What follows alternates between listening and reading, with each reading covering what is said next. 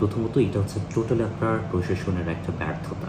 কারণ এটা শুধুমাত্র প্রথম কোনো ঘটনা না যেটা আপনার পাহাড়ে ঘটেছে বা সেই জায়গা থেকে আপনার ৩ জনের মৃত্যু হয়েছে। এর আগে জাস্ট আপনার ১ বছর আগে তাকান আপনি, সেম এরকম একটা ঘটনা ঘটেছে।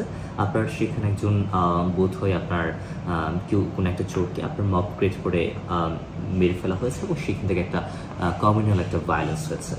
এখন সেটা আপনার ৩-৪ দিনের মধ্যে আপনার প্রায় ৩ জনের মৃত্যু হয়েছে ঘটনা ওই সময়। হ্যাঁ, এখন সেম অনেকটা ঘটনা এখানেও। এখানে একটা ধর্ষণের ঘটনা এখন বলছে যে আপনার ধর্ষণ ঘটেনি, এরকম টাইপের একটা রিপোর্ট আমি দেখলাম, এরকম একটা খবর আমি দেখলাম।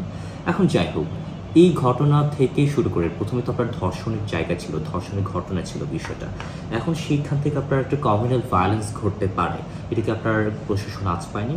এখানে আপনার কি যারা আপনার বিভিন্ন দায়িত্বরত কর্মকর্তা আছেন তারা কি সেই ঘটনা আঁচ পাননি বা সেরকম ইনফরমেশন অনেক থাকে, তাই না? সো এই ইনফরমেশন তো ওনাদের কাছে থাকার কথা। যদি এখানে পাহাড়ে কোনো সশস্ত্র গ্রুপ এখানে একটা কোনো একটা অনাকাঙ্ক্ষিত ঘটনা প্রি প্ল্যান করে তারা যদি এখানে ঘটাতে চায়, তাহলে সেক্ষেত্রে তো তাদের কাছে এই ইনফরমেশন থাকার কথা। তাহলে তারা কেন কেন ব্যবস্থা নেয়নি? কেন এখানে সাধারণ মানুষকে কেন ভুক্তভোগী হতে হবে, তাই না? সো আবার কে আছে না আছে সেটা পরের বিষয়, কিন্তু প্রশাসন এখানে টোটালি ব্যর্থ, এই কথাটা বলতে হবে। হ্যাঁ, কারণ প্রশাসনের হাতে ৩-৪ দিন সময় ছিল।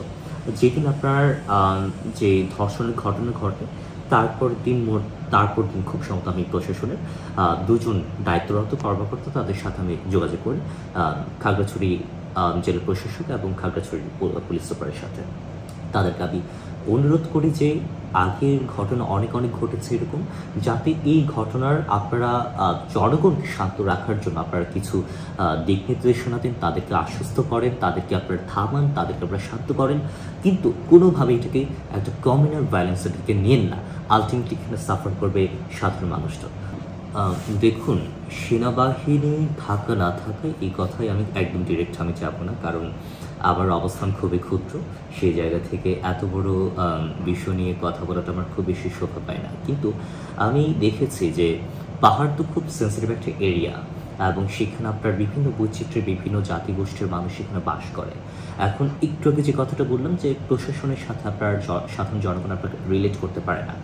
এখন ওখানকার সেনাবাহিনীর কর্মরত যারা থাকেন, সেটা সৈনিক পদমর্যাদা থেকে শুরু করে একদম ঊর্ধ্বতন যারা, তাদেরকেও আসলে ওখানকার জনগণ কতটা আপনার কাছ থেকে নিজেকে খুব মানে ক্লোজলি নিতে পারছে সেটার একটা বিষয় আছে।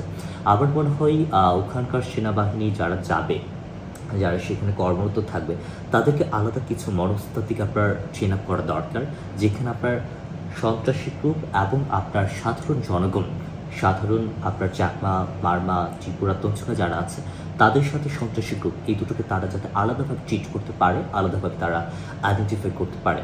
কারণ আমরা দেখেছি, যদি আমরা সন্ত্রাসী গ্রুপের যে সন্দেহের বশে যদি আমরা সাধারণ জনগণকে যদি আমরা প্রশ্নবিদ্ধ করি, তাদেরকে যদি সন্দেহভাজন করে, যদি তাদেরকে বারবার আমরা তাদেরকে কী বলবো হয়রানি করি, তাহলে সেক্ষেত্রে সাধারণ জনগণের কিন্তু অনাস্থা তৈরি হবে।